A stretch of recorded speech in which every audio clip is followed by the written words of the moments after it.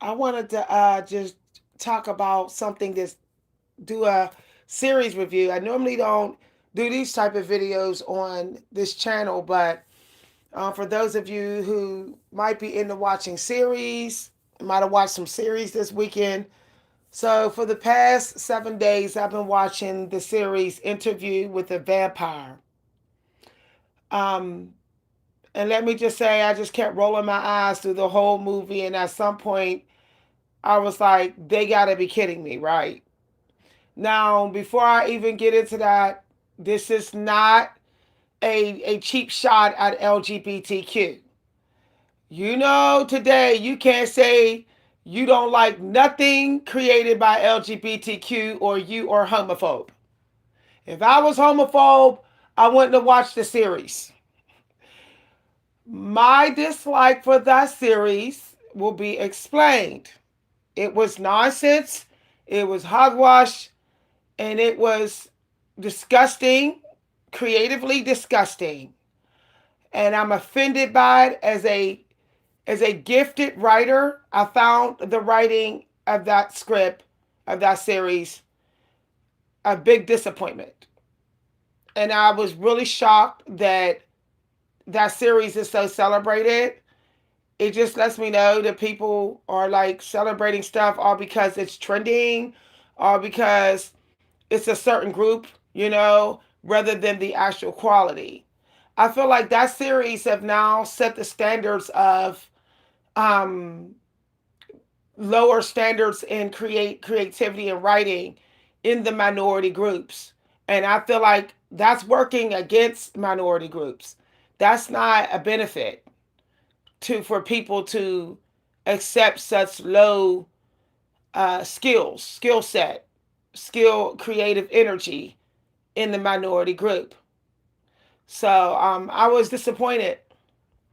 You know, um, I watched Bridgerton and the other series connected to it, and I felt like it was written better.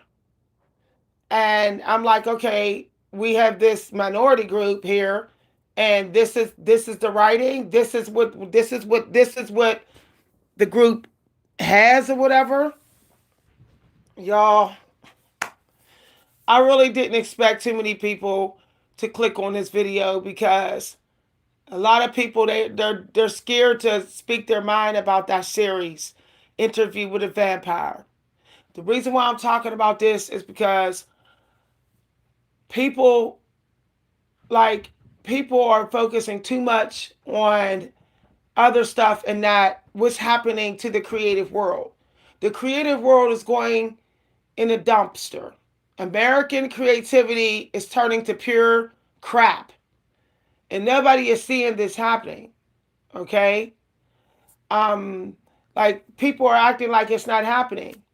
People are so focused on Drew Woo stuff, family relationship complaining content, celebrity news and stuff like that, but they're not even noticing that the American writing world and creativity is slowly being put in the trash can. It's becoming purity trash. Okay? And I really hope that more people start to take notice of this. I don't know if there's anyone watching or listening or whatnot, but I think I might do this video again later on when there's more people online.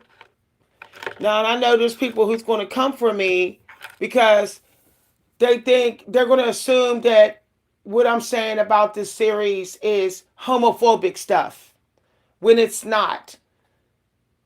I watched the movie and I actually quite enjoyed the movie. The series was a huge disappointment. And I feel the LGBTQ community did not really demand better creative energy for that movie. And I also feel like it was it was very embellished with the LGBTQ energy. To me, it turned the LGBTQ energy almost very clownish, and I think that was disrespectful. Okay, I think that was disrespectful to put that type of energy into the characters. So um, I found that there was it was just hogwash. I found that most of the characters were toxic, though the narrative was trying to make it seem like they weren't. I feel like the narrative, Louis was his script was kind of gaslighting the the listeners of the series. We the listeners was being gaslighted. Like their relationship was all of that was toxic, but it was making it seem like, oh, that's just what loving couples go through. Oh, they really did love each other. It's like, no, they didn't. I felt like I was being gaslighted. I'm like, okay, this person tried to kill that person, and this person um, could have easily rescued that person so that person didn't die. Since they had more power than Louis, they could have came in here and they could have came in here and freed Louis and the young lady, but they didn't. They participated in the play. So how the hell was he? How was Lestat for Louis? Actually, he wasn't. Lestat did not save Louis to save Louis. Lestat saved Louis so Louis would be in a miserable relationship. Since Louis forced him to cheat, since Louis was withholding love. But at the end, they tried to make it seem like that it was that Lestat actually tried to save Louis. When no, okay, 70 years went by and Louis tried to commit suicide. Why didn't Lestat call Louis? He knew he was in San Francisco because the other vampire called him through telepathy and told him. So why didn't he go there and be like, Louis, you okay? You tried to commit suicide. Lestat still didn't show up. And Lestat got this whole other dude at the end, like some old backup dude. And it's like, no big deal to Louis. Like, okay, was you with this dude for 70 years and not even caring that I committed suicide? I mean, I'm just saying, it was hogwash and it made absolutely no sense and was trying to energetically and emotionally convince us that it was true love when it really wasn't. Okay? Um, I think I'm gonna start this video, do this video later because I just find that the series was redundant and it was like showing us the same scenes more than once in just a 20-minute time period. And even though the repeat of the flashes of the scenes did not even match the narrative, so I felt that that was just like fillers for the movie time. Then, um, if they both got rich, which they clearly said when they was in New Orleans, why did they both go off? If they both got rich enough money for multiple lifetimes, that's what Louis said. He said, I have enough money for several lifetimes or whatever. That's what they said in New Orleans. Why did they both go, when they parted, why did they both go off and be in struggle energy? Like, why was Louis like eating at this shelter and, totally dependent on this vampire group or whatever? The girl was robbing people so they can get money. She was taking people's wallets, the vampire child girl. And I'm like, but I thought, I could have swore, I know what I heard. Louis said, we made enough money for multiple lifetimes. Okay? If they were gone for only 20 years, about 20 years, separate from Lestat, that he still should have had that money, technically. Now, in the end, Louis is living like rich in Dubai. Like, it's like, okay, where did you get this money in the last 70 years since you and Lestat been separated? Okay, but then you kicked the vampire out who lied to you about directing the play. He didn't tell you that. You kick him out. So what, you just kept all the money? But how was you able to keep him out if he's an older vampire than you and he got more powers than you? You said back in Paris that if he wanted to kill you, he could. So why was you able to threaten to kill him at the end of the series and kick him out as if you were stronger than him? The whole series was a contradiction and made no sense.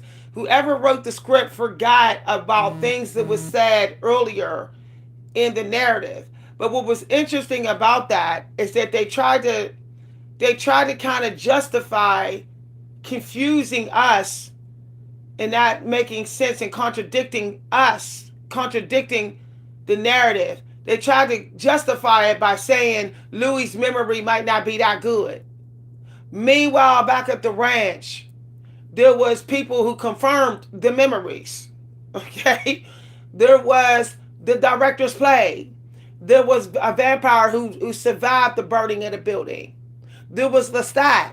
Louis said, "Go on what Lestat said, because obviously my memory might not be that good." Now, here's my thing: how is Lestat was able to remember all of that over 70 years, over 100 years? The other vampires could, but just conveniently Louis couldn't. And Louis literally was created by Lestat. If Louis has Akasha's blood in him, just like Lestat, then Louis should be able to remember what happened over 100 years. Unless the vampire Armand that he's with brainwashed him. Now, why didn't Louis say, how come I'm telling different stories, and how come I'm not remembering certain things? Like, why didn't he like question Armand? Like, did you brainwash me more than once? Because I know you brainwashed me the one time about my suicide attempt. But did you brainwash me about all the other stuff? Like, he, I wonder why he didn't ask him on that. He just like, oh, I don't know. And it's like, okay, so it seemed like the writer of the script of this series knew that it made no sense, that it was contradicting. And so it was trying to justify it at the same time by saying Louis just don't remember some things. Meanwhile, there was people who was present who was confirming the memories. So even if Louis did not remember, he clearly said, go on what Lestat said. So the series was hogwash, okay? And then they were like changing the film color to go with the time period, which was totally, really unnecessary to keep messing with the quality of the film. Like, oh, the film looks dull, now it looks bright, now it looks more black and white. It was almost like even the director, the producer of the film was thirsty to seem like it was like super creative, when actually the filming of the Paris play would have been a lot better if it was in if you could really see the colors of the people's makeup sitting in the cloud.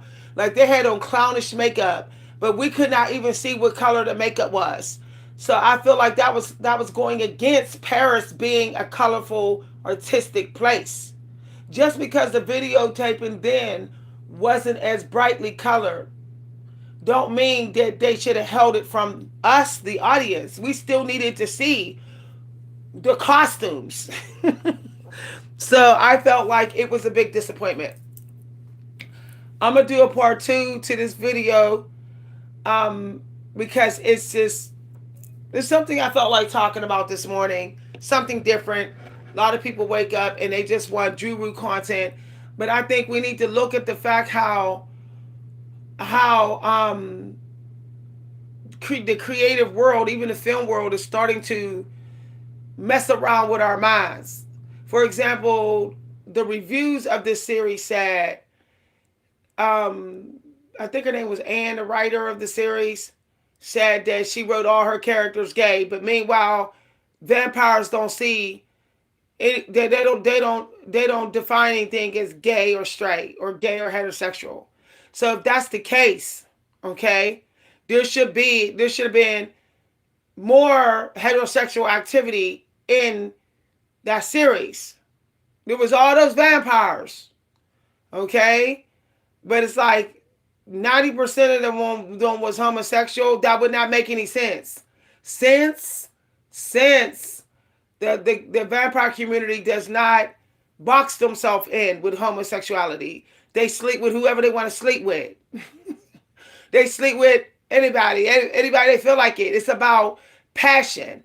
So it troubled me that even the the LGBTQ part of the community, bisexual community, did not even be celebrated.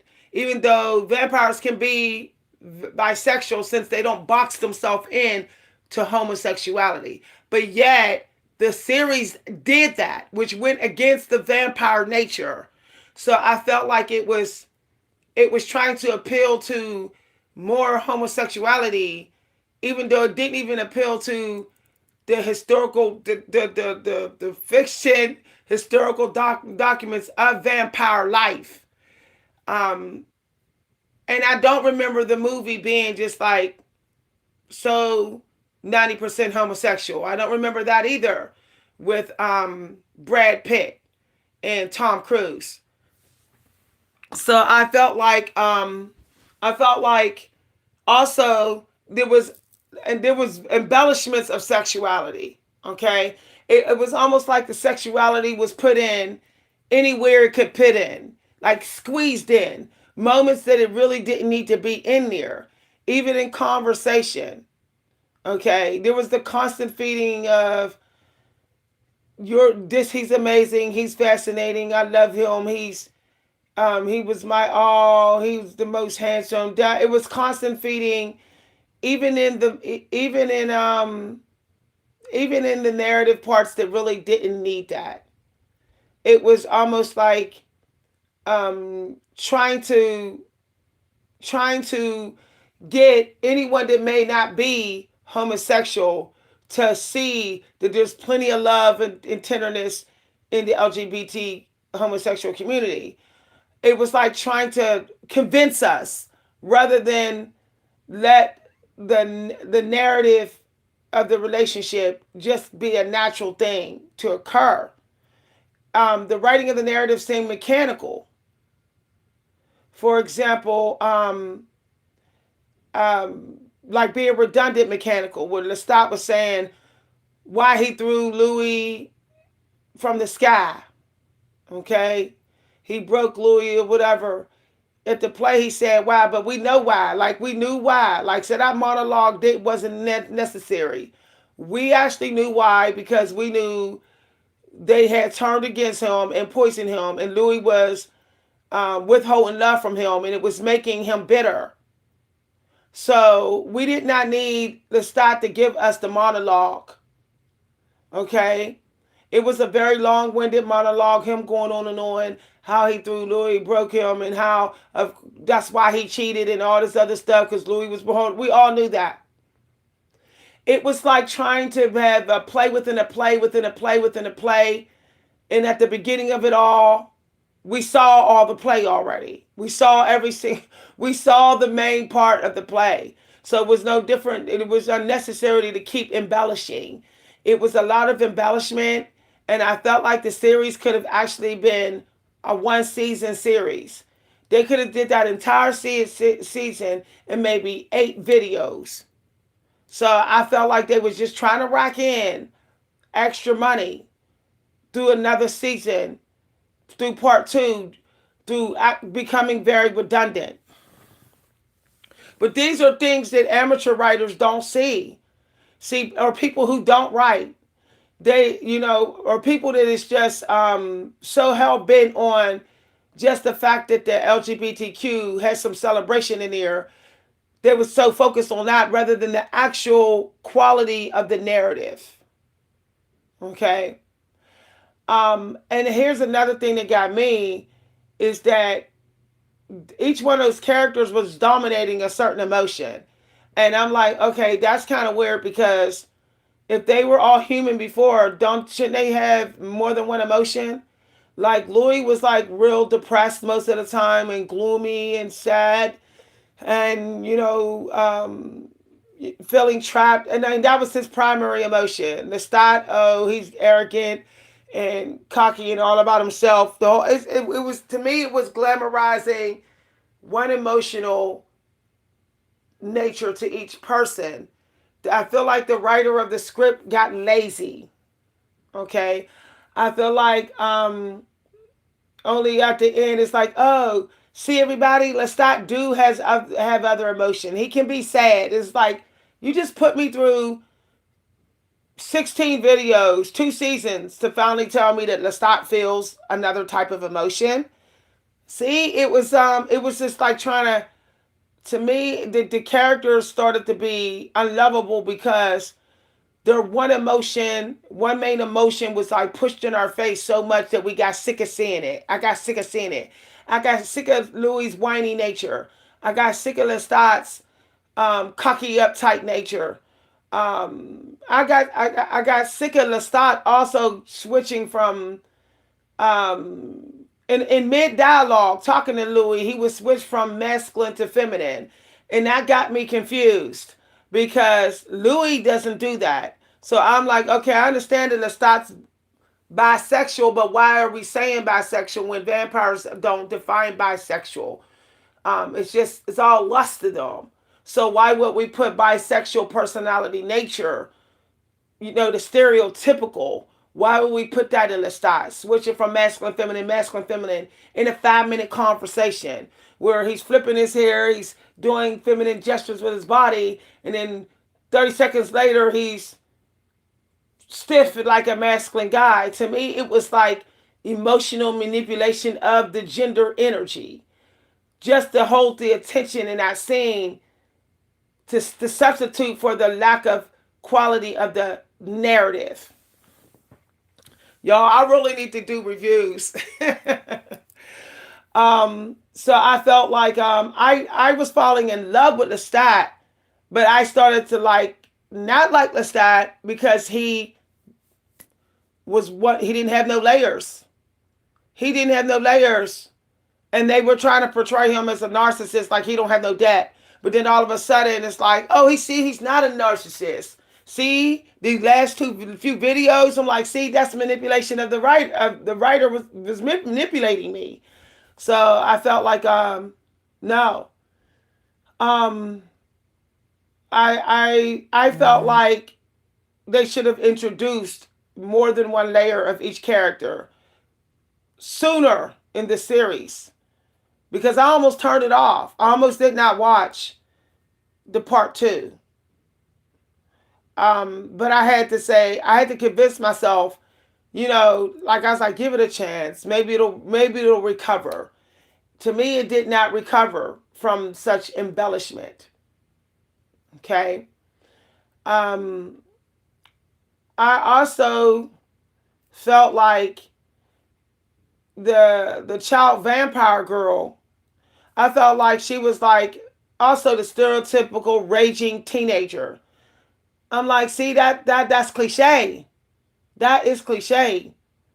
Because not every teenager is always running on having a sensitive ego or short tempered.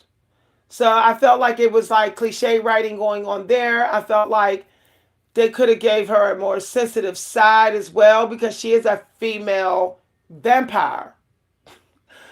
I got almost all my masculine energy from her. But they never portrayed her as being uh, gay, dominant, female male. She didn't have that life. She was actually dating a guy. And then what gets me, though, later in the video, later in the series, suddenly she's with this woman, and the woman just assumes that they're going to be a couple. She says, oh, we're going to be romantic eventually. And the child vampire looks at her. She doesn't say they're going to be, but I found that was being like, oh, like this woman automatically knows that this child vampire wants to be with a female. Like that was so weird for her to say that, like assuming that she will have sex with her romantically with her. When really only thing she ever showed in that movie with that woman was friendship. I saw nothing romantic between them. So I could go on and on and on. Okay. Also, Louis is portrayed like a guy that have class and not as vulgar as the other vampires. Yet he's feasting on someone's neck and right in front of a human at the dinner table. Even though he sees that the journalist is turned off, he still keeps on sucking this guy's blood. Okay. So, like, he knows that this human is trying to eat his food. He's a guest in his house. He's just like doing that blood sucking sounds and biting someone's neck. The guy ends up dropping to the floor, almost drained of blood. And I'm thinking, like, I thought that Louis had class. That's something that Lestat would have did. But why is all of a sudden Louis stepping out of character and he's vulgar suddenly? So it was no. Mm-mm, mm-mm. I personally felt I personally felt the series was watery, flat, and it actually came off soap opera. Um, I felt like it was the crying was being timed, and I feel it was weird for him to say the child vampire is his child when Louis asked him to turn her. So Louis didn't say turn her so she could be my sister. Louis just said, "Can you save her life? Can you turn her to a vampire?"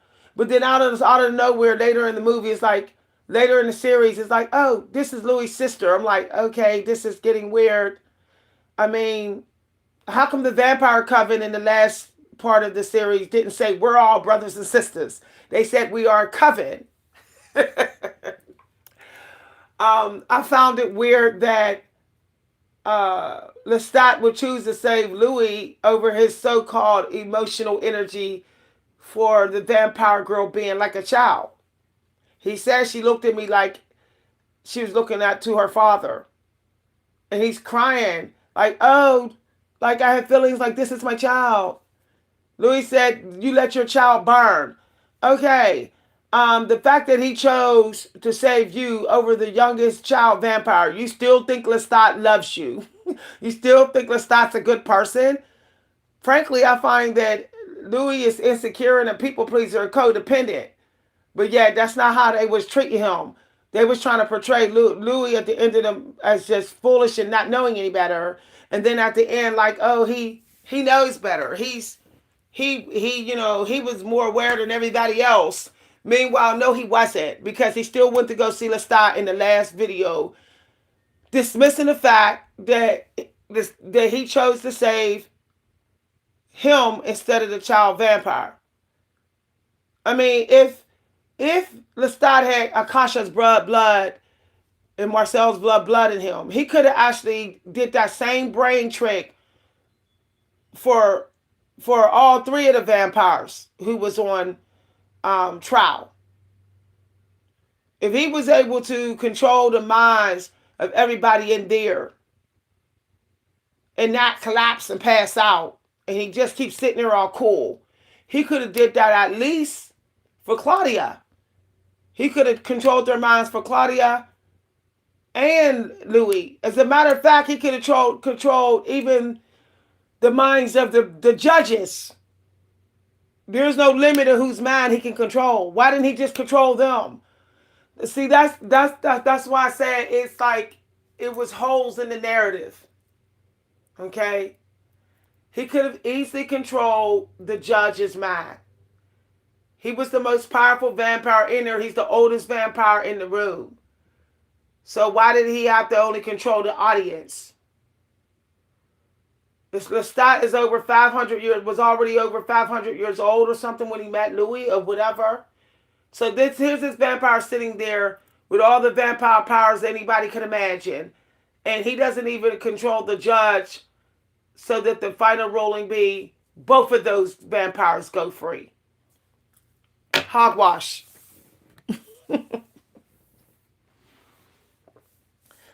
I've been studying series because series are often written from screenplays or plays. So it helps me to get behind the mind of other playwriters. And see, that's the problem um, when books are turned into series. Okay, like they need to make sure that they hire the best of writers to rewrite those books and transform them into series. I felt like it was a very long-winded play. Some of the lines actually did not make sense. Like when Louis said, "What have you been doing these years? Have you been enduring?" And Lestat says, "Living." I'm like, living is not really the opposite of enduring. So that his answer did not even parallel to enduring. You can still live and still be enduring. So that, see what I'm saying? Like that was purple prose, as they say in the writing world. So I said, okay. I just kept sighing, rolling my eyes, like here we go again. This cheesy line that doesn't fit. And it just pissing me off because I was like all deep into the dialogue, and then boom, it just falls apart. And then it's like, okay, if Lestat is so powerful, mentally powerful, and he was able to generate lots of money before he even met Louis, he had money to burn. Why would he be living in their old place that's literally ready to fall down around him in some road that looks like it's shredding? Now, I understand that grief can be hard, but vampires are vain. So there's no way Lestat would have been the vain vampire and for 70 years just let himself waste away up in there. But say he living though. Okay? As much as Lestat was into wealth and fancy things and glamour, all of a sudden he's hit the ultimate rock bottom. The ultimate rock bottom, even though when he came to Paris, he looked like he was still wealthy. So what did he do in 70 years to waste all that money he got when he was with Louis, when he wasn't with Louis, touring, running, roaming the world or whatever. But then Louis found out, he went right back home to their old place. How was he able to go back home to his old place when they were on the run for being accused of being murderers, basically? Because all the bodies, all those important people's bodies went missing. Him and the child vampire decided to leave so they don't, get in any trouble. The bodies washing up in the river that she left there. So how was Lestat able to go back there and be in that building for 70 years like that and nobody knows? Like, how was that possible? And he had money. So why, if he was there waiting for Louis to return one day, why would he need to do that? He knew Louis was in San Francisco trying to recover from attempted suicide. Why didn't he just go there?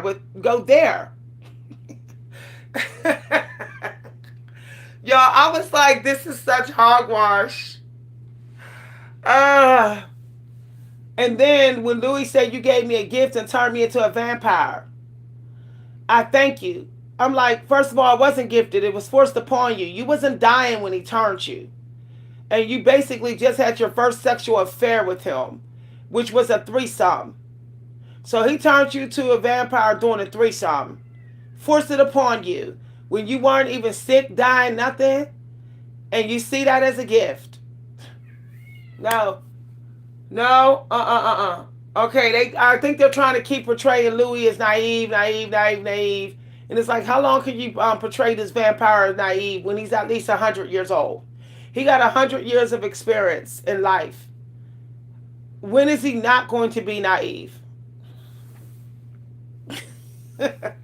Y'all, this series is a trip. When I critique and I review series based on books, it protects me from making foolish writing mistakes. I believe that if that book, Interview with a Vampire, wasn't a bestseller for its time that she wrote it, which was years ago, because the movie was out was out years ago when Brad Pitt was younger. I believe if that book was not a bestseller, then that series would even pull through. Hold on, y'all. Get your butt upstairs. Get your butt upstairs. No. Hold on, y'all. Let me get Hansi out. Upstairs right now. No. You're not going to do this every video, bud. You're not doing this every video. I'm putting my foot down. Y'all been Y'all been causing chaos in this in the home all morning long. I'm surprised the neighbors ain't start complaining with all the meowing y'all doing since 5 a.m. No, I said you're not going out, so stop whining out the back door. You'll freeze. It's too cold. Y'all, sometimes I gotta put my foot down with Hansi. Okay, let me continue. The narrative was very exaggerated. Okay.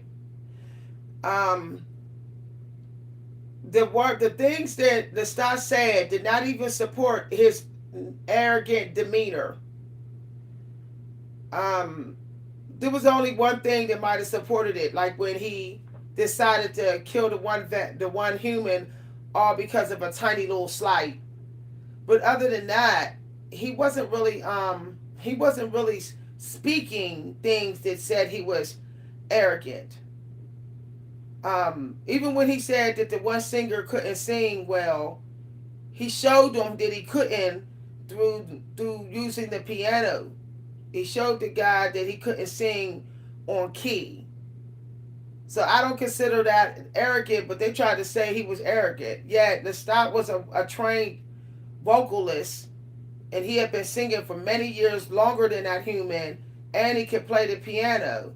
And he had known famous singers and famous piano players over hundreds of years. He had played their work and and sang in different whatever groups.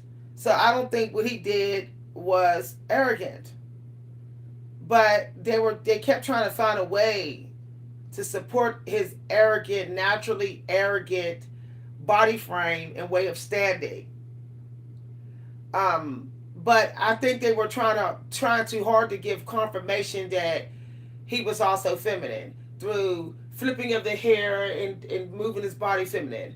When there's plenty of gay men who don't really act feminine. I wonder why they kept trying to use the feminine energy to say who was gay in the movie when that really isn't necessary. I mean, if I see a man having sex with another man, like they showed his naked body up against Louis' naked body, they was penis to penis in the one scene. I mean, penis to booty. Okay, I know they're gay. Okay, he's saying to Louis, "Come to me, come to me." I know he's gay. Like I don't need it to be like exaggerated. I find that Lestat would have been a better character if they would have kept him in the masculine homosexual energy. I found that even as a female, I still found him to be mesmerizing and alluring. Okay, I think it would have it supported more of his role in the movie. The feminine dash of femininity they threw in with him. I think all that did was um, cater to the the drag queen world when every drag queen ain't gay. Okay, so there's men that dress up in women's clothes. That don't mean they're gay, but they gave Lestat the drag queen personality at times, and that was like, see what I'm saying? Like they're like now they're saying that all like drag queen personality is gay. When there's some drag queens that would be like, nah, I'm into ladies fashion, but I'm not gay. But see what I'm saying? Like, not everybody that dress in women's clothes is having sex with another man, man to man. Um, so I felt like that was a stereotype. That was stereotyping drag queens by giving some of the vampires drag queen behavior, even though they wasn't even dressed in drag queen clothes, but yet they had drag queen behavior, like acting like Whoopi Carr, the one drag queen dude. They was acting like him, though they wasn't even in drag queen clothes. So I felt that they ruined Lestat's character. Okay, his cocky, refined character was working for him. But then, like videos into the series, suddenly he's like really flipping his hair.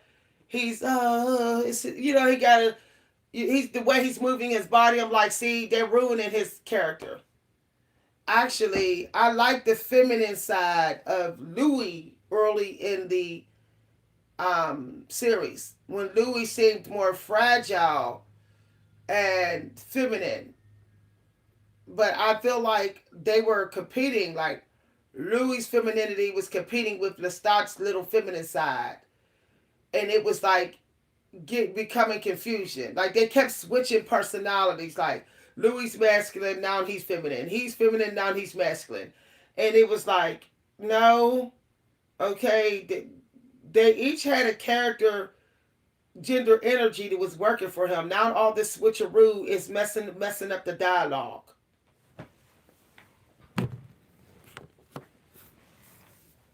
I'm gonna leave this video up, and I think I'm gonna download this video as an audio, and maybe put it on my new channel, because I plan to do a channel where I do reviews of movies or series based upon books. Since I'm a writer, I want to do reviews on books. But I really think no, no, y'all. If it for me, I would have gave it 60% in Rotten Tomatoes. That's what I would have gave it. And I think the best part of the series was actually at the very beginning and the very end of the series. It just all started to fall apart and become stereotypical, and I think it was just so stereotypical that it was like becoming offensive. If I was LGBTQ, I would have been offended by the stereotypical clownish energy they was putting in there. Okay, I felt just because they were in a play don't mean that those vampires had to be in play energy the whole time. Like I didn't like that even when they were like the other vampire coven, even when they weren't acting, kind of clownish or whatever. They weren't in the play clownish. They were still being clownish. So I felt that was like stereotyping LGBT people. I think they was I think they was being too clownish with the LGBTQ queer community. To me they was trying to make it seem like queer energy is laughable or it's a joke or it's ridiculous. I don't like how they tried to make it ridiculous. Um, and I know the difference because David Bowie was queer, and I absolutely loved David Bowie. Everything about him, his fashion, his personality, there was nothing clownish about him. But I felt like they was exaggerating the queer energy, that it was coming off borderline comical, and I really didn't like that. LGBTQ people say people don't support them. Well, I found that I found that the writers was too stereotypical with writing that series.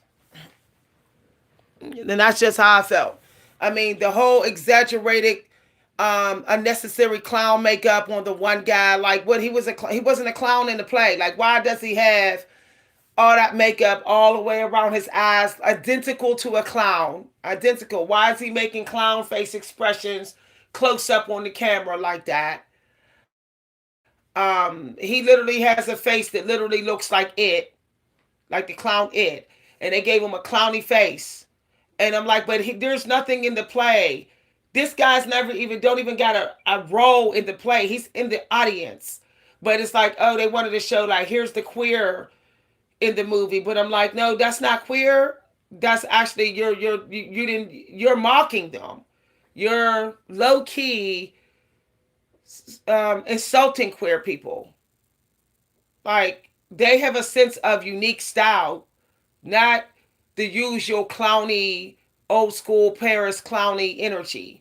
And half of the people that had very clowny makeup in Paris at that time they wasn't publicly gay with their energy. So they might have been looking clowny if that was, but that doesn't mean they weren't really projecting, letting anybody sense that they were gay. Not during those times. So that didn't even match with the time period. Now, I know people say, well, they was vampires. They wouldn't give a damn. Actually, they did. They wanted the audience to think that it was all fake. They wanted the audience to think that the vampire play wasn't real. So that's why it made no sense for the vampires to be portrayed like, oh, they don't care. They'll be exaggerated queer energy, embellished queer energy because they're vampires. That cannot be true, since they were trying to not be vampire, obviously vampire, since there was humans in the audience. See, if people followed the script of that part of the season, of the series, he specifically said, we are eating humans right in front of humans, and they don't even know, and we don't want them to realize that it's true. So I found that all the flamboyant energy that was on stage in front of the humans, I felt that that was not in alignment to those time periods in Paris. It wasn't. They should have been still, um, not so embellished with the flamboyant energy. The males should not have been that embellished at that time. Because at that time, if you were like that and you were male, one of the humans in Paris would say, you're gay. They would make fun of you. So I felt that that did not even go with the time period. Yet they were filmed that. Yet they did the filming of the scene in alignment with the time period. The quality of the film was in line with the time period, but the character behavior was not. They was meshing present day acceptance of the LGBT community. They was meshing that into the film being of that time period. So it was a contradiction. I felt like the LGBTQ community was laughed at in plain sight through the writing of that movie, and they didn't even catch it. At some point, you have to be like, I want to be represented, but I want to be represented respectfully. Like, don't represent me in a toxic, stereotypical, trending way. And I think that there needs to be boundaries set with that for every minority group when anyone's going to do a film that's primarily supposed to celebrate that minority group energy, character, behavior. As I said, it did not match the truth about vampires, that vampires aren't mostly gay. There's no such thing as homosexuality in the vampire world. It's all just lust and sex and passion. But I don't like how every time, every scene, like through the entire series, every single person eventually just always preferred their own gender. Eventually, this woman only wanted to be with a woman. Eventually, this man only wanted to be with a man. And it's like, that's not to the vampire code. But they try to say that Anne Rule was honoring that, but she didn't. She honored that in the movie, but not in that series. I'm sorry, not Anne Rule, and the writer of the book.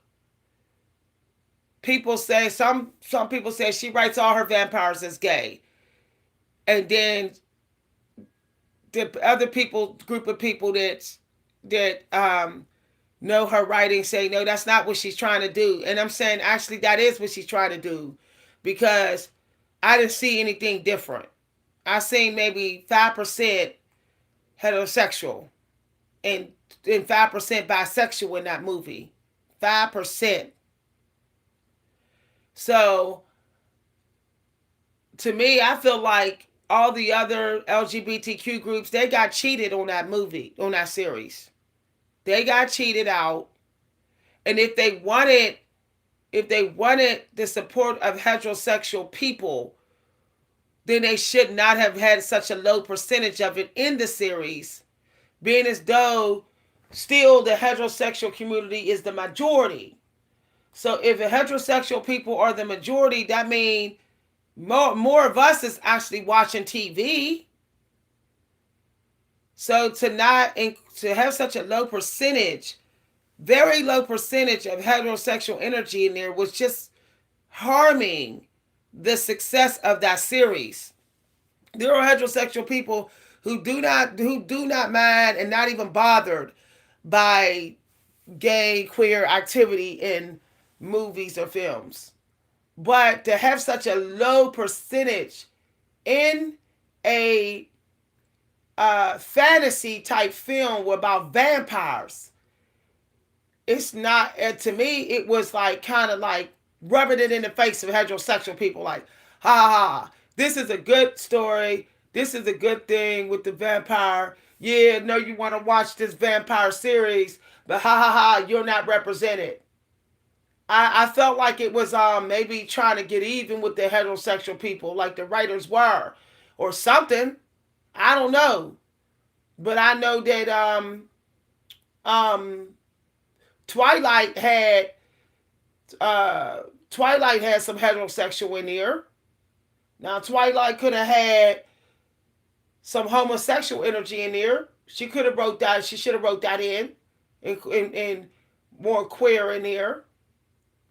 But I felt like for a series and such low percentage, a series, low percentage of heterosexual with vampires, and yet vampires do not even think in terms of LGBTQ or heterosexual. According to the fantasy, you know, fantasy lessons that we learn about the fantasy characters. Um, so I felt like they broke the rules. They really broke all the rules with the vampire life, sexuality, just to hog up. I felt like the writers were just hogging up the sexual energy for LGBTQ, hogging it up in that part when that was not honoring the vampire code. If there are vampires walking this earth right now, which there are, but they feast on life force, not on blood. They probably like want if some of them are into the opposite gender, they probably felt like they wasn't represented when they watched that series.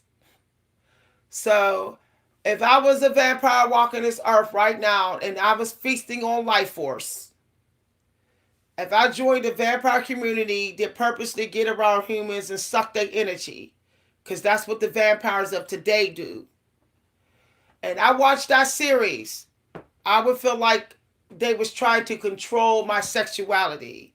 I would feel like the series was trying to tell me, you're better off being gay.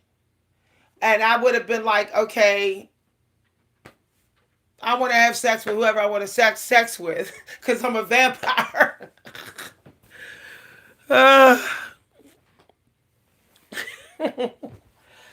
I you know, I have never watched a series in my life besides Hunter Wives. Hunter Wives did the same thing. I never watched a series in my life where sexuality was the most important thing through the entire series. Every conversation, every type of connection had to be sensual and sexual. I mean, this was going on through the entire Interview with a Vampire series. I felt like, don't these vampires got anything else they do? Like, why can't they do a play without, I'm attracted to you and I can't wait to get you in the bedroom? Like the one part where Louis was playing the music and he said, I really enjoyed that music. And I felt like, oh, wow, we're finally going to see more of a romantic scene. No. Know what they said? I want you face down in the coffin now. I'm like, how did it jump from like a romantic moment where he's briefly talking about how this song moved him romantically to now he wants to F this guy up the butt in the coffin? Like that quick, like 2 second change was toxic. Okay. And I felt like they ruined that whole scene. I just knew we was gonna get some Shakespeare energy. I just knew it was gonna be brooding, and they was just gonna keep it, in that one scene at least PG-13 in the dialogue, where it's like, they're being romantic. Maybe there's like some little kisses, because I'm a hopeless romantic. And when people are into vampire stuff, they're also for the romance. I really didn't sense much romance. I sensed sex and hot blood in that series, and I'm like, yeah. If I had been drinking something, I would have like literally went, like I would have, not like in gross, but I would have spit out of shock by the fact he went from talking about how sensual, how moved he was spiritually by this song, to now he wants to F this guy at the butt. And I felt like, oh my goodness, like, um, why couldn't they put a little bit of City of Angels energy in there? Like with Meg Ryan and Nicolas Cage. They needed that energy. Some longing. There was no longing.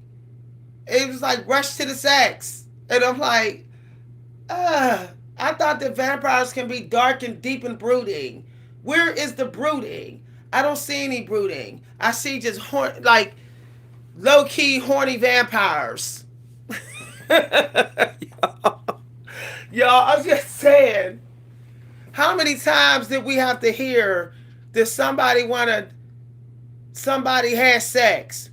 It was in every damn episode almost. Even the episode where Louis gave his first interview in 1973 with the journalist. In 1973, in the series, he's telling the journalist the early experiences he had with Lestat and the child vampire. The journalist is like, it looks like he's in his 20s at the time. And what does Armand say? He said he's been with 128 guys in the past year. I'm like, that line was literally unnecessary for this scene. He was literally talking about what he went through back in New Orleans and all of that. So I'm trying to understand, how did that go with how many people he had sex with that year in 1973. It just didn't go. He's talking to the guy after he's like been bitten and whatever. Okay. And then what gets me is when he calls Lestat, okay, and Lestat says, I love you, Louis. And Louis say, what did he say? And her mom really doesn't finish saying what he said. And Louis just goes along with it, like, okay, you can just ignore me, Armand. It's like you're just going to let Armand ignore you about what Lestat is saying on y'all telepathy phone. And you literally supposedly had been in love with Lestat, like under Lestat's sexual spell. But somehow you don't really care what Lestat has to say. Okay? You just automatically believed that Lestat didn't save you. You was with Lestat before Armand, but you literally just assumed that Lestat did not save you. Even though he could have killed you, but he dropped you from the sky. He knew that wasn't going to kill you, but he could have. But he didn't. So why would he kill you now, years later? He could have killed you at any given time. He knew you were in San Francisco. He could have came there and killed you. So I found that was ridiculous that Louis just like, oh, I know Lestat was trying to kill me on trial. I still believe he wanted me dead. Yet he knows I'm alive all these years and still haven't come to kill me. It was ridiculous, y'all. It was just ridiculous. And then Louis tries to make it seem like he's the more respectable, human respectable vampire. Oh, I was feasting on rats. I didn't want to kill. But it's like, could have swore when you was in Paris, you said you were hunting every other day. You were killing humans every other day. You was killing humans in 1973. You was killing humans when you were doing wartime out there in the woods. So he was a liar. He wanted to make it seem like he wasn't doing it, but as soon as like later in the stories, he's doing it. And then he's acting like he he cares more about humans, yet he has these standby mortals in his house to suck their blood at any time. He doesn't even let them try to like run away or escape. So basically, they're paying rent through letting him suck their blood. I don't think that's respectable. At least Herman was like giving the humans a fighting chance. He was letting them have a head start in chasing them. But these humans are sitting there just being sucked of their life force every day, in his house. Anytime he wants to almost drain them. And don't even care if they drop dead. The dude literally dropped dead on the floor from being almost drained. And Louis kept sitting there talking. So I'm like, I'm sick of them portraying Louis as still in touch with his human side. And that's why he's bitter against the vampire energy. I'm like, no, hard pass. The dude dropped almost dead at his dining room table in 2025. That's over 100 years later. 100 years Louis been a vampire. And Louis gonna sit up there at the table and act like he's still more human? No.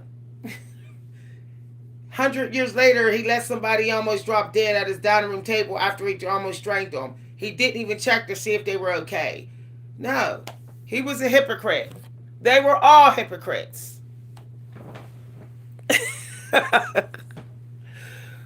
I hope this will make y'all want to watch the series. But if y'all can stand all the cheap soap opera acting, it was extremely cheap.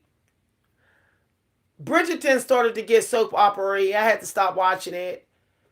Um, yeah, and so did a couple other series. But it's like you can't say that about the LGBTQ interview with a vampire series because they need to just call it that. They're not calling it that because they know it'll be like, well, vampires aren't. Okay, then why was it? No. All through the movie, it was just LGBTQ. So just call it that. Put that in the category on the TV. That's what it is. We'll still watch it or whatever. I still watched it, but I was I was like loving it the first few videos, but then it was like too much. Okay, in this sexual innuendos and just going on and on and on with that and embellishment redundancies. And I said, okay, I'm tired of hearing the same thing said in different ways, flashbacks of the same thing. So it started to wear down on me the redundancies.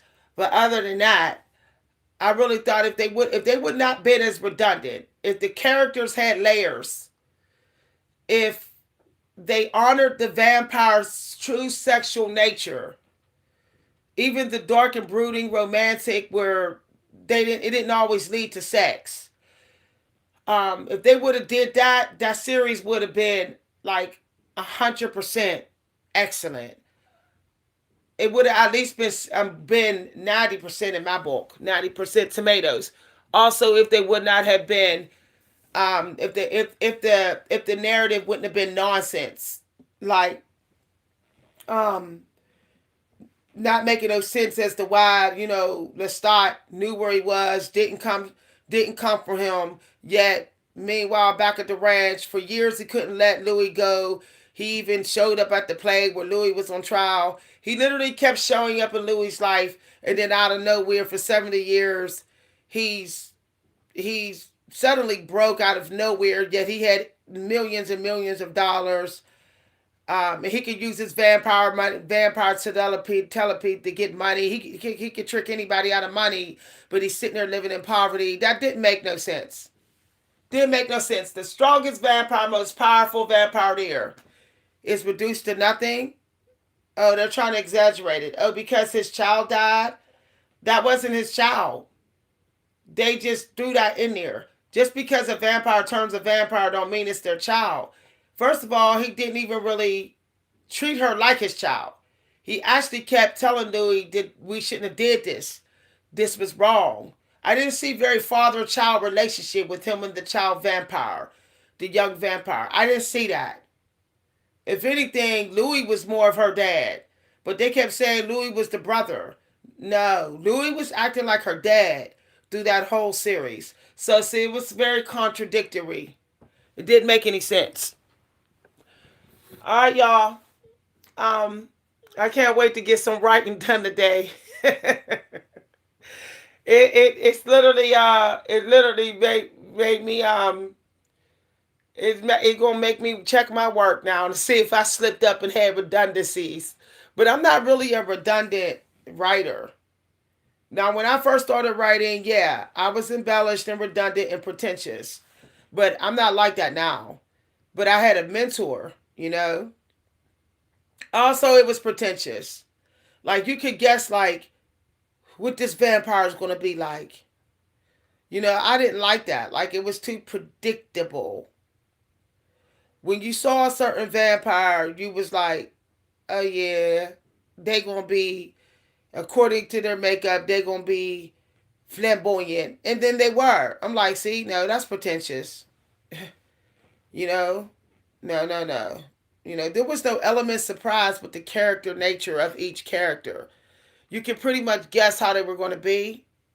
And I think that that's amateuristic writing. Okay, y'all, I will do a part two on that series. I could go on and on and on. I didn't like how all of a sudden they jumped to HD when in the last video. It's like they should have gradually made the videos get better. The video quality did not gradually get better. It was like suddenly HD. So, um, and I felt like it was cheesy aesthetic vampire home. Um, like Louis' home was so pretentious. Oh, the usual gray, white, and black vampire home. Like, we're living in present day. I'm sure there's some vampires who got, colorful homes. Vampires that are, life force drainers. I think like they had the one room with a yellow sofa, and I'm trying to wonder like why wasn't they in a room with color? I mean, he is from New Orleans. New Orleans are known for their costumes and stuff. So if he's from New Orleans, why 100 years later he's in this plain aesthetic tomb looking graveyard room through the whole narrative? No. Mm-mm. Mm-mm. That didn't go along with Louis' roots. Especially since Louis had a longing for his roots. Louis felt like he was cheated out his roots. Now, I'm trying to understand why Louis in the last video was praising Lestat. Yet, Lestat technically did not save Louis. If anything, he took Louis from his family. Louis was no longer able to see his family. He could have asked Louis if he was okay with that before turning him. If Lestat loved Louis that much and just wanted the best for Louis, like they try to say They tried to hint in the video where he just banished him to Amman. He should have said, "Oh, Louis, I want you to be mine." Why didn't he do a respectable proposal? To me, I feel like he kidnapped Louis's heart. I feel like he did sex trafficking on Louis. Because Louis technically would have been a minor according to how old Lestat was. Yo, I call it what it is. Louis was like only in his 30s. Lestat was like 500 years old. Nah. That's like somebody's great great granddad forcing a minor to marry them. No, it was inappropriate. It was inappropriate, but I guess vampires don't see it inappropriate. But what get me, he saw it was inappropriate for Louis to want that child to be turned a vampire. But he didn't see how many years him and Louis had between them. 500 years. But he still sat up there and turned Louis. Without his permission. No. Louis needed to get rid of Lestat and Amon. And then what get me is when Louis said, I'm a companion enough for me. I'm like, okay, that's going with today's trends where everybody's like, me, myself, and I'm happily single. That's bull BS because vampires waste away faster when they're alone. Literally, Lestat said that. He taught Louis that at the beginning of their relationship. They were talking and he said the worst thing a vampire can be is alone. So for Louis to sit there and say, I'm companion enough for me, that was also fooling himself. And for Lestat to go around along with it, knowing it was hogwash, and say, good for you. I said, see what I'm saying? They keep on contradicting the narrative. Somebody said, yeah, that show is how it turned out. Yeah. No, you're not too late, Shauna. Go, feel free, y'all. Feel free. I was really interested in seeing the other side of things. Free sexuality. That's one of the reasons why I watched it. Like, people having sex with who they wanted to have sex with. But that's not what I saw. I saw the low key programming of you're better off being gay. That's what they were saying through that whole series. And I felt cheated out of the fact that I came for something spicy and I got something plain. I turned on that series thinking I was gonna get something spicy. I said, woo, child, this is vampire. Okay, I'm about to get romance. I'm about to get all different kinds of sex. No. I said I'm going to see probably some unique queer fashion. I thought I was going to see some David Bowie energy in there. I did not.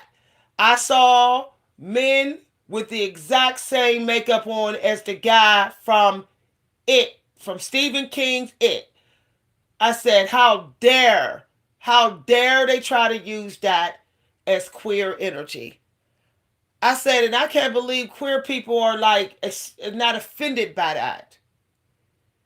Not offended by that. His makeup could have been, the dude in the audience was supposed to represent queer. His makeup could have been totally different. And then they got this dried up old vampire.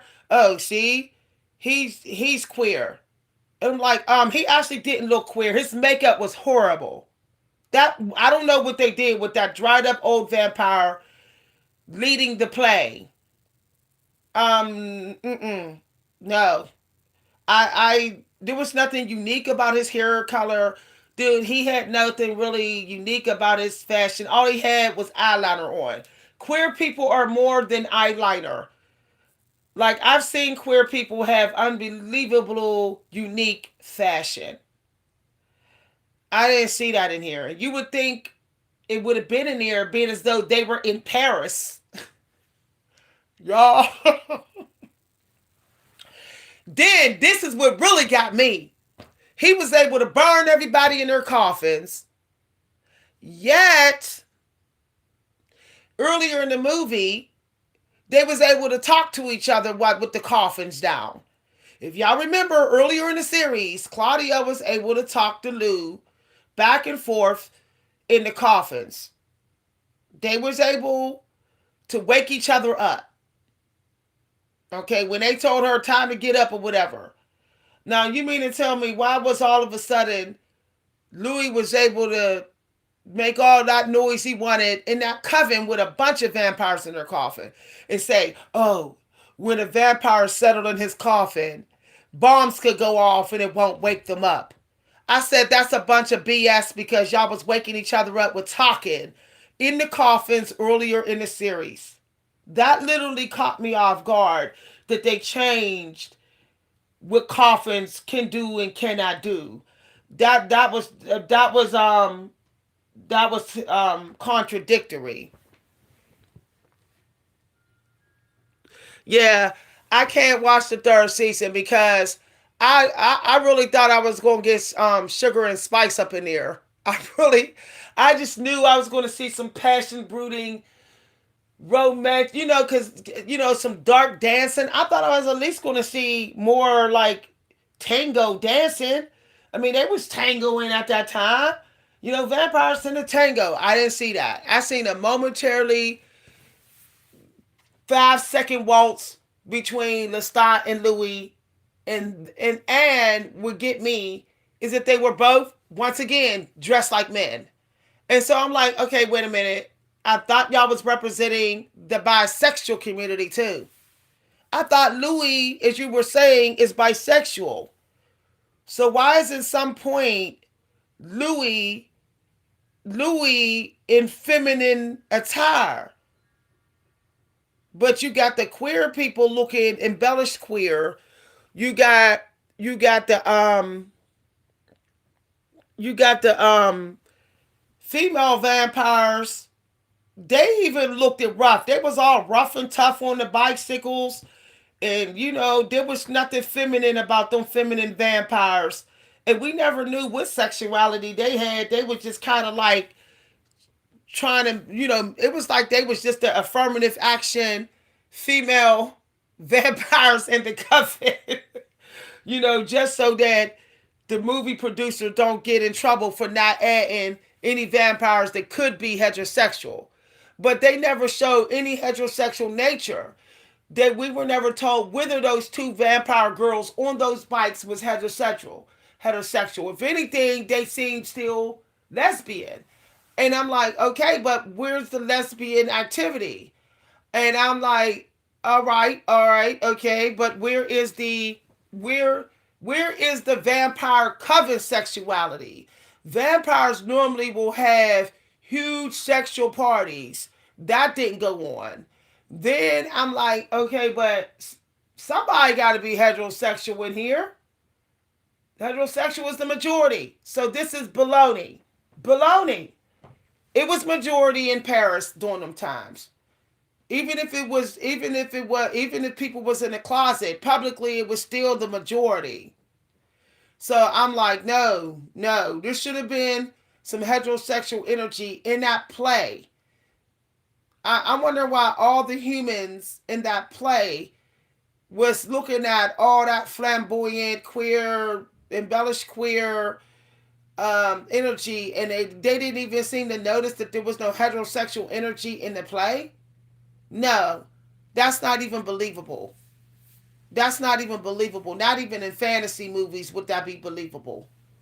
That those humans did not see any heterosexual energy in those plays. In the actors. And back then, people was more on guard, watching to see if you was gay. Now nobody really cares. But during that time in Paris, there should have been people calling out in the audience. What's going on here? These men are acting like women. No one was doing that. It was like they were trying to say it was normal during them times in Paris, and it was not normal.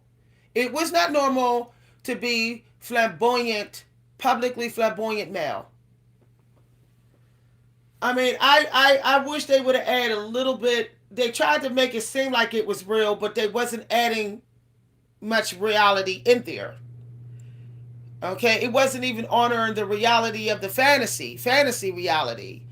So I felt like it was they were trying to protect the LGBT community and overly protect it, which was ruining the realism in the narrative. Y'all, I should have been a movie director. I swear to goodness. I always said I should have went to film school and journal. I did want to go. I was thinking of like working on a movie cast and like no. No, you're this is getting worse than fantasy. Fantasy is bad enough because it's like you got to be convinced that it's real. But then it's like this ain't even like along the lines of this is too fantasy. Too much fantasy. And when people watch a vampire series, they actually want to believe that vampires is real. People are there for the real feeling of the vampire energy, and I just didn't get it, y'all. I'm just saying. Yeah, it didn't honor. I found it was disrespectful to the vampire writing world. Vampires are far more sensual. They have sensuality, but I didn't find it sensual. I found it sexual. And I was just like, okay, all right. I thought they was going to be experimenting with their sexuality. They wasn't. They were sticking with the same bodies, same location, same. Vampires tend to be very casual sex people. I didn't see that much casual sex in here. They were sticking right with their home, right with the familiar. I mean, I'm a person that don't have casual sex, but that don't mean I can't be entertained by it. So I'm like, can I see some casual, romantic, sensual, and sexual stuff in this series? I mean, it is above PG-13. We know this because we saw Lestat's naked butt up against Louis' naked butt. We saw that. So that's what we gotta remember. That was the highlight of the sexual energy in there. A woman with her breast out, two men just grabbing for each other more than the woman. I said that was manipulative. So somehow Louis just somehow figured out during the sexual act with Lestat and the woman that suddenly he prefers a man more than a woman. Like he just had an epiphany one night. I thought that was too unbelievable. Okay, because he was chasing the one woman that Lestat had took from him. What was her name? Vivian. They was at the luncheon, the night dinner, and remember, Louis had came to have sex with her. He wanted to. She was a prostitute, I think. But Louis was like kind of like low key in love with her. He wanted her for himself. But then all of a sudden, when Lestat arranges this threesome with the woman, all of a sudden he only wants Lestat. Come on, y'all.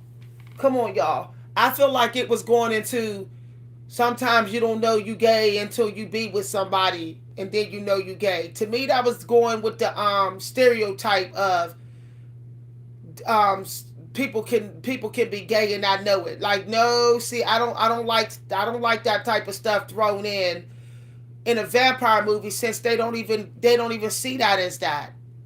Okay, if he was so attracted to her, a vampire still would have wanted her as much as Lestat. Okay, when he came there at that table that night, he came for her, mostly for her. All right. So all of a sudden, she's no longer desirable because Lestat is there. Come on, y'all. Come on, y'all. Lestat was attractive, but he wasn't that attractive where he could suddenly just outrank. He could suddenly wipe out Louis' sexual nature to that woman, and suddenly like make Louis no not even bisexual. Why did they just leave Louis bisexual? Why did they have to take it there, like wipe it all out? See, I think the bisexual community wasn't even honored in that series. Yeah. So say rough and tough. It was oh goodness. At some point in the movie I was like, what who, what, when? Who? What's going on here? And then what also got me is Armand was supposed to be more powerful than Louis. He was supposed to be able to kill everybody in the coven. That's what they said. He could kill us all here if he wanted to. That's what Louis told the vampire girl. All right. But why did Armand see Lestat save Louis and not stop Lestat? Why did Louis figure that out? Like, um, Armand looked over and saw that they were all saying banishment. How come Armand didn't override Lestat's telepathy powers? Because Armand actually was kind of saving Louis. I know it sounds weird for me to say that. If he did not stop Lestat from saving Louis, he was looking at the whole situation. He could read Lestat's mind. He knew what Lestat was going to do. He knew. He's a mind reader. He can read everybody's mind in here. Armand can. So he knew that Lestat was the one who did the programming. But he didn't stop Lestat. Even though he was the director, he could have stopped Lestat. So that means that he still was saving Louis. He might have directed the play, but he maybe would have chimed in to save Louis if Lestat didn't do it first. But Louis didn't consider that. Like maybe Armand was thinking of saving him, but Lestat beat him to it. And so Armand just looked at it like, well, Louis being saved, so I'm not going to stop it. Okay. First of all, Armand was more experienced than Lestat. When he met Lestat was not an experienced vampire. He was a vampire, but he didn't really know how to use his powers. Armand taught him how to be mindful of his powers. So technically, Armand could have took Lestat down in that room. He could have stopped Lestat, but he didn't. Why didn't Louis give Armand the benefit of the doubt? Why didn't he just say, you know what? You could have stopped Lestat. Okay? You was a more experienced vampire than Lestat. When you met Lestat, he didn't know how to use none of his powers. You invited him to your coven. First of all, Lestat was invited into Armand's coven. Okay? So whatever went on in that room only went on because Armand allowed it to happen. Armand was the main goat in that coven. So actually, Louis made a big mistake by getting rid of Armand. He should have considered by the fact that he let the banishment happen instead of stopping Lestat.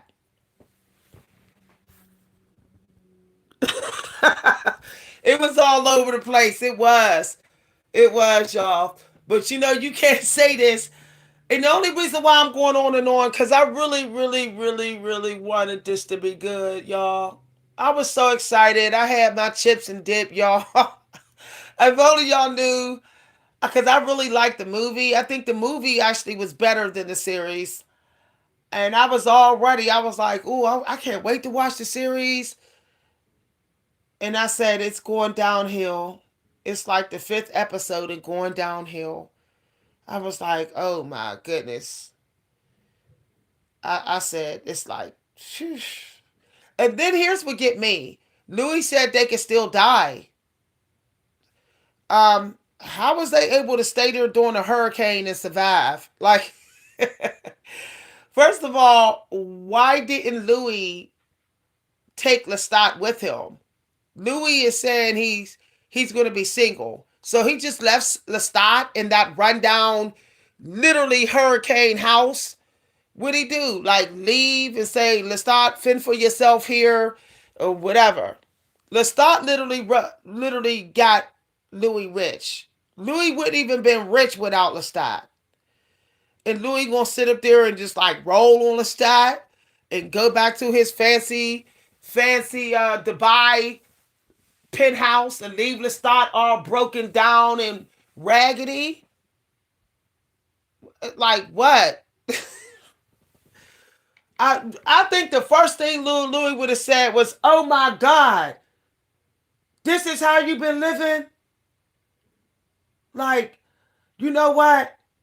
You're coming with me, and we're gonna work all this out. But I gotta get you out of here because you're living in our rundown, rat infested place, and this is below you. You're a classy man. You're going through mental health problems. You living here during a hurricane too. No, with no food. There's no humans. All the humans are leaving. And you're not even a real rat eater. No, let's start. We're gonna work this out. Just come with me, please. Let's get out of here. Louis owed Lestat that. Okay. If his vampire abilities was such a gift, he should have paid it back in full by getting Lestat out of that damn poverty. So I'm offended that Louis went home alone, sitting alone in his house at the end of the series. Lestat nowhere to be found. And he gonna give Tim $10 million to a journalist? Okay, y'all, explain to me why Louis basically wrote his own memoirs, but he paid this guy $10 million just to type it up. Okay, the guy did do some research, but that research was not worth $10 million. Louis did more of the research on his own life. I'm like, he won't get his journalist $10 million, but sit up there and act so cool about what start living in a damn fucking outhouse. Y'all, I started cussing at that part. I said, Louis the ungrateful one to the 10th degree. He had two different vampires riding and dying for him. He acted like he wasn't even interested in the coven, like he was above them, like their coven life was, you know, not for him. But he damn sure wanted to sleep with the coven master, though, didn't he? Y'all, no. But what gets me is how they said you can't kill your own. But they was killing Louis, though. They was trying to kill Louis, so they was hypocrites. They said Louis, they said Louis and his child was supposed to die because they killed their own. They tried to kill Lestat. That's what they said. First of all, if they tried to kill Lestat, they would have thrown him in the burner. They didn't burn him because they knew they didn't want to kill him. They just wanted to get away from Lestat. They disabled him to get away. But the play said, oh, they were trying to kill Lestat. That's how they said it. They whooped and distorted it. Poison cannot kill a vampire. So they were trying to disable Lestat. So they said Louis and the child vampire need to die. I said they just broke the rule too. Okay, they're killing their own. They're killing another vampire. They're killing one of their own because the girl was in their coven. So they need to die too. Only way that they don't die, that a vampire should not die for killing their own, is if a human killed the vampire. But that's not what happened. It was vampires killing vampires, which means all the vampires that killed the vampire should have died. Since the rules say if you kill a vampire, you die. If you kill a vampire in your own coven, you die. Then basically everybody on that judge trial in there should be sentenced to death. See, I follow. I listen when I watch movies. I listen. I'm a person that pay attention. I'm not going to just sit up there and give my precious time to a film or a series and not listen and follow the script. So that was bull BS right there. That was nonsense.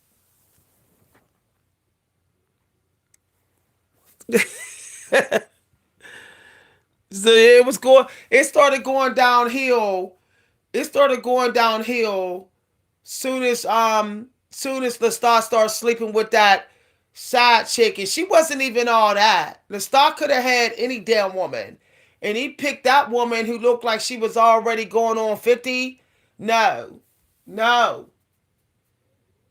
Um, for him to pick a woman, he said for her many talents, but Lestat is into beauty. He said Louis was beautiful, the most beautiful man he ever seen. So why would he have this woman here? He could have got a real talented prostitute that looked better than her. He was rich. Shoot, he could have paid for a prostitute looking better than her. Vampires don't got to worry about STDs. So he could have got he could have got himself a young prostitute that looked better than her, way more sexually talented than that woman. So that didn't make no sense. I think it was making it seem like Lestat took whatever he could. Lestat did not have to settle. He was a rich man with charisma and extremely handsome. He was able to get that very attractive brown skinned prostitute. So he really did not have to deal with that half partially dried up looking woman. That was unrealistic. No man like Lestat around for 500 years who have learned how to get any damn woman with his vampire energy would have settled for her average looking self.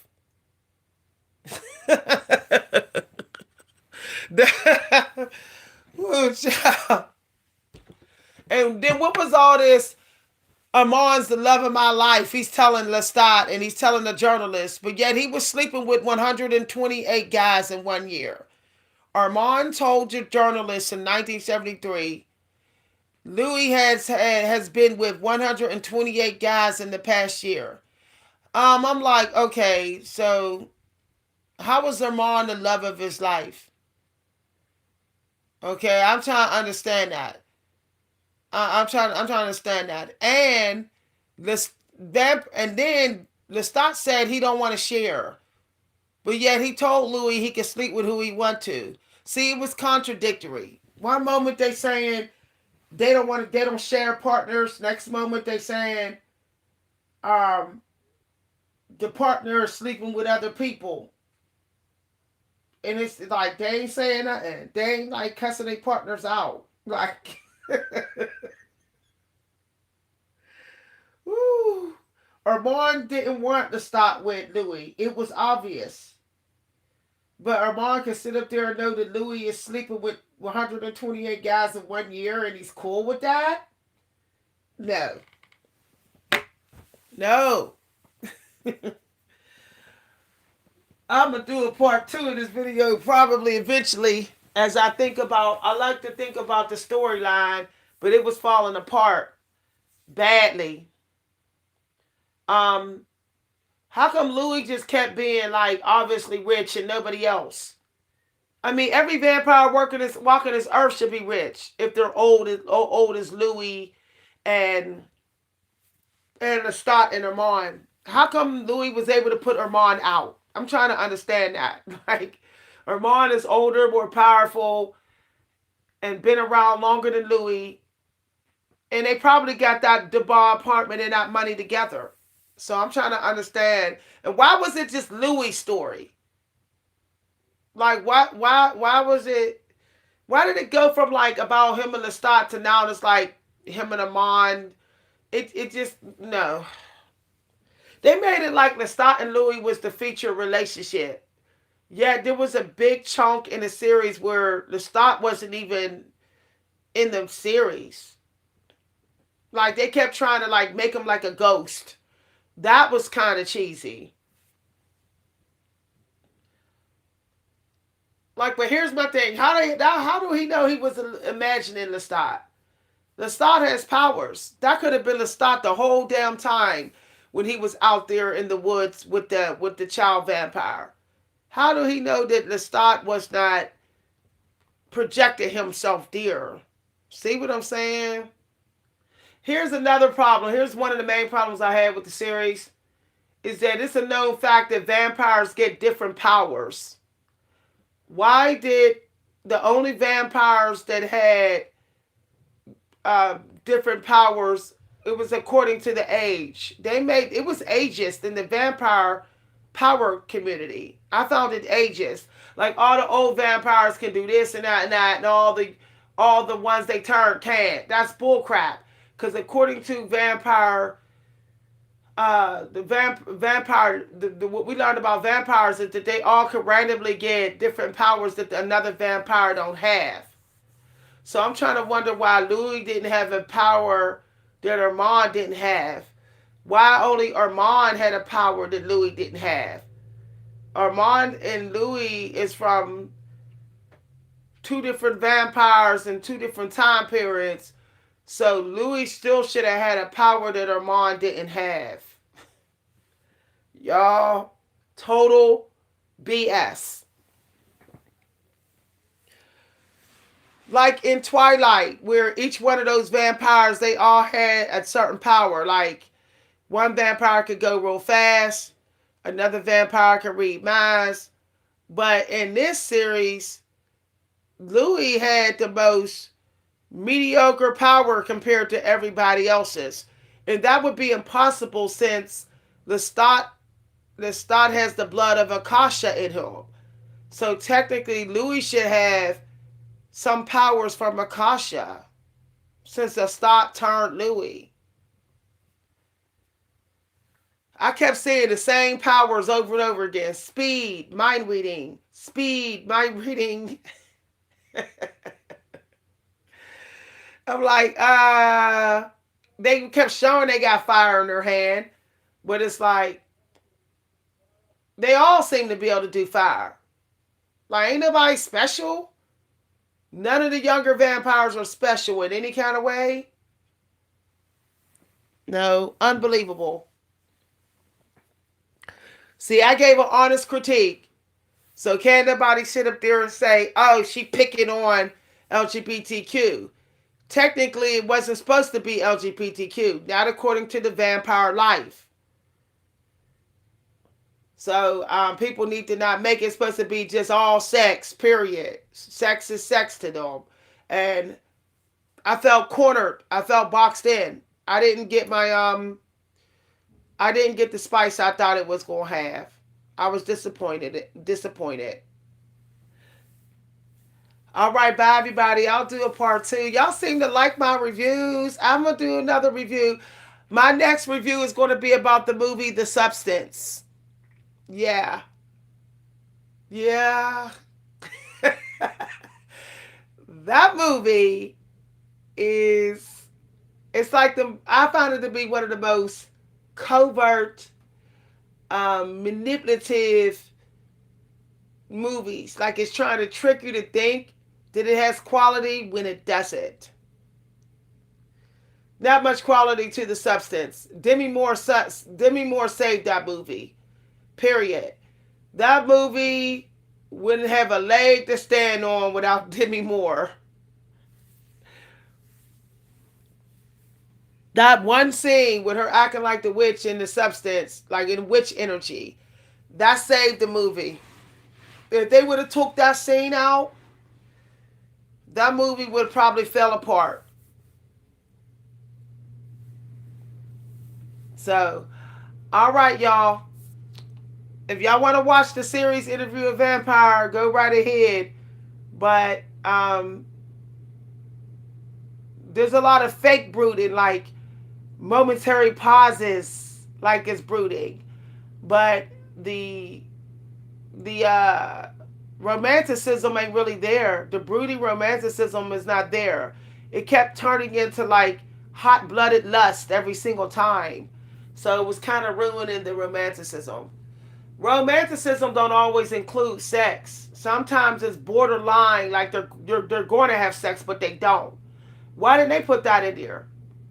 I mean, vampires don't never reject each other.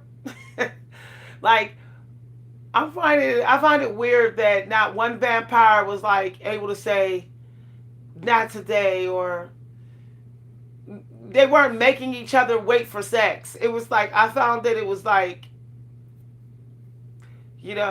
nobody was really playing hard to get.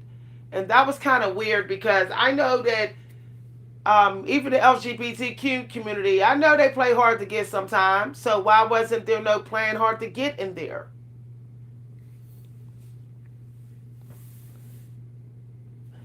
Oh, you're very welcome.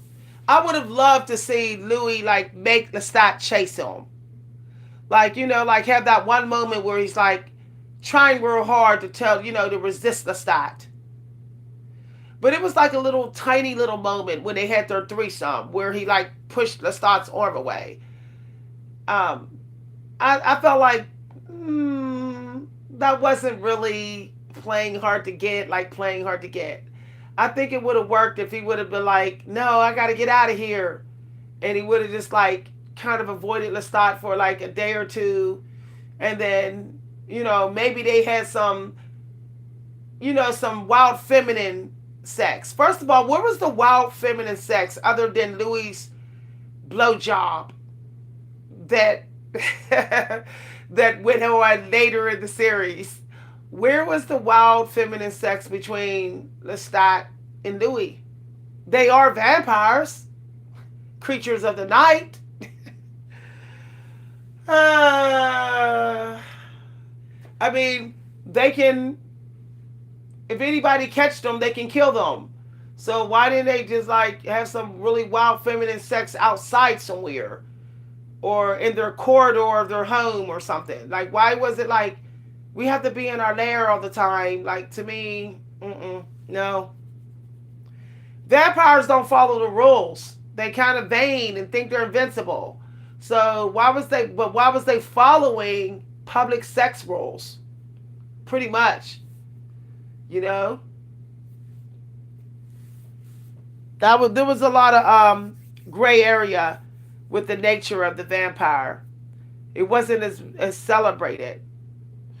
Also, I expected to see more vampire nails. I expected to see like borderline anger where it can almost turn into violence and then restraint. I think I saw it one time with Louis. It was later in the series. It was but then he ended up killing the guy, the one business dude. He ended up killing them anyway, but um yeah,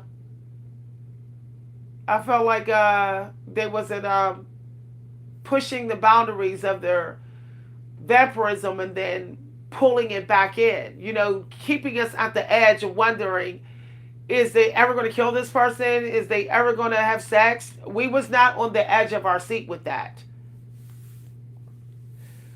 Bye, everybody. I'll see y'all later. Y'all like my reviews? I'm going to do another review. The next one I'm probably going to do is on the substance. I'm going to start a review channel, y'all. Okay? Since y'all like movie series reviews. If you're into writing, one of the best things to do is to critique other like films and movies. It kind of helps you to understand how to write better. How to avoid certain character writing mistakes. Turning in your writing. Also, you know what? In that, I always felt like it was. I felt like when some of the videos in that series, Interviewing a Vampire, when they ended, it did actually make you like wondering like what's going to happen next. I didn't feel like I was on the edge of my seat with that. It was kind of like, oh well, I'm watching the next one to see what happens. If they're going to do a series part 3, this last video, it didn't have me on the edge of my seat. If they're trying to build suspense, like, oh, school and come for him at his crib, see, no, because they already built the plot mostly around half of the first series was mostly around him and Lestat. So I feel like they're trying to turn the series into another direction and like kind of like I guess fade Lestat out. But I really don't see the series surviving much without Lestat. I'm just saying, y'all. I'm just saying. Okay, they barely made it through part two in some of those parts when Lestat wasn't a ghost. If Lestat wasn't a ghost in the one part of the series, I would have closed it out. Okay, I feel like Lestat is being used at times to save the series, energetically save it, to pull the reader's attention more into the series. So if they eliminate Lestat, it's like, nah, I'm good. I'm good. Cause I finally found I personally think Lestat is one of the best actors in that series. They just cheated him out of heaven layers. That's it. Okay. They made him a little bit too guarded. Even if he's a narcissist, narcissists can still fake like they got different emotions. So they should have still had him doing that. Like faking like he's like depressed and sad when Louis was withholding love. He still should have been like faking that even if he was a narc. Y'all. Okay, I'm going to head on out. I hope y'all enjoyed the review. Bye, Shauna.